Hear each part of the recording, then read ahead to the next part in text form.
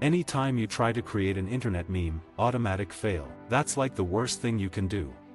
I do not think that a museum needs to engage with pop culture in order to make itself interesting to museumgoers. Museums are already interesting, and engaging with pop culture for its own sake is just a quick way to seem and become dated. The villain of any story is often the most compelling character. Most people presume my mustache is not real because it's much darker than my regular hair. Creating fake facts does require a measure of haphazard research, insofar as they need to not just be possible, but also interesting. What would I put in a museum? Probably a museum. That's an amusing relic of our past. It would be rather naive to imagine that Oprah doesn't have an Earth Evacuation Plan. You know Richard Branson does, his is in plain sight. When you think about it, the end of the world is a little bit like death. We all know it's going to come eventually, and as we get older, we feel we see the signs more and more distinctly. I think that obviously, there is a perverse attraction to a fundamentally changed world or the end of the world. There is a death wish, a perverse death wish. Not just for ourselves, not just for the movie Death Wish, but for the end of all human life.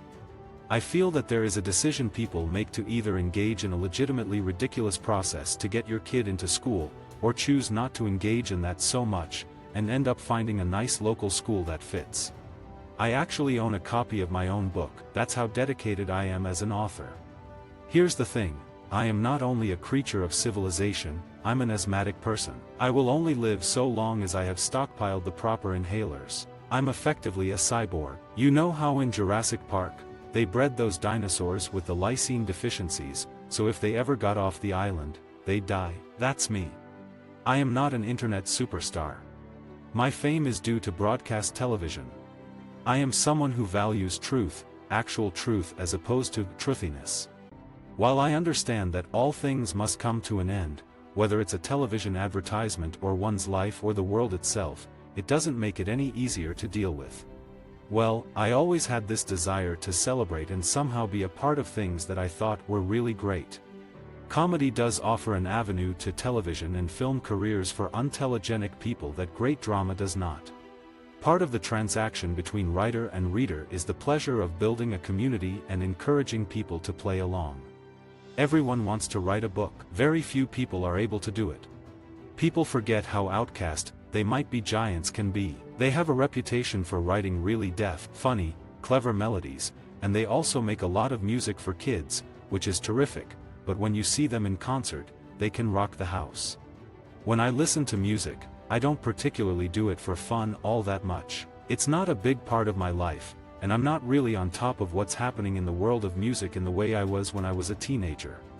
For a long time, I would write without music, because I thought it was distracting until I appreciated that it actually unlocks a certain unconscious productivity vault in my mind. In the 80s and 90s, I was really interested in, moved by, exhilarated by, and troubled by rap in all the ways a white person from Brookline, Massachusetts should be. That was music that was making trouble, and it was interesting and provocative trouble. As you know, the thing that I know the least about is the topic of sports. Many people, many girls have tried to teach me the rules to football, and you would think that it would get in my head that way, but I just don't understand it. I know nothing about letting go. It seems that every generation needs its public, tweety, literary personality to sell its consumer electronics. To whatever degree I can live up to the Plimptonian legacy, I am humble and proud. Hosting a TV show is a full-time job in which success is defined by it never ending. More people have more access to more readers for less money than ever before in history. It means a lot of dross, but it means a lot of very talented people can find and nurture a readership in ways that were not possible 20 years ago. From a creative perspective, that is all that writing is about. A lot of media that I want to consume, I don't want to have to own forever and ever. It's not like real estate. Publishers, editors, agents all have one thing in common, aside from their love of cocktail parties. It's an incredible taste and an ability to find and nurture authors. First of all, I wish I could grow a beard. One can always come up with funny lists and jokes. You know what? I take it back. Not everyone can always come up with funny lists and some jokes. I'm very lucky to have a gift where I can do that pretty ably. Not as many people watch Doctor Who as watch the Super Bowl, obviously, but the tropes that attract nerds are no longer a secret cult. It's a much larger culture, in the specific sense.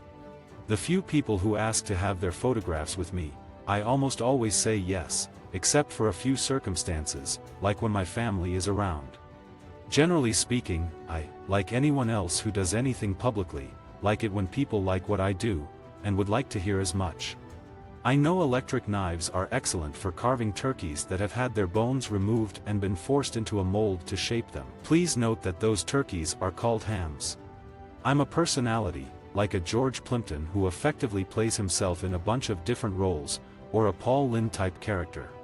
I would be good for maybe not the center square but an upper square on Hollywood Squares. My biggest superhero of writing is Jorge Luis Borges, the Argentine fabulist. He's an amazingly perceptive writer, but also willing to make a joke. There's a tradition in American fiction that is deadly serious and earnest, like the Steinbeckian social novel.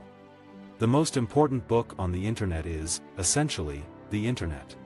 A lot of my time is spent reading antique or out-of-print books of reference. My type of humor is me not caring whether people know what I'm talking about or not. My career as a magazine writer was largely prefaced on the idea of curiosity, to go on adventures and weasel my way into the lives of people that I admire.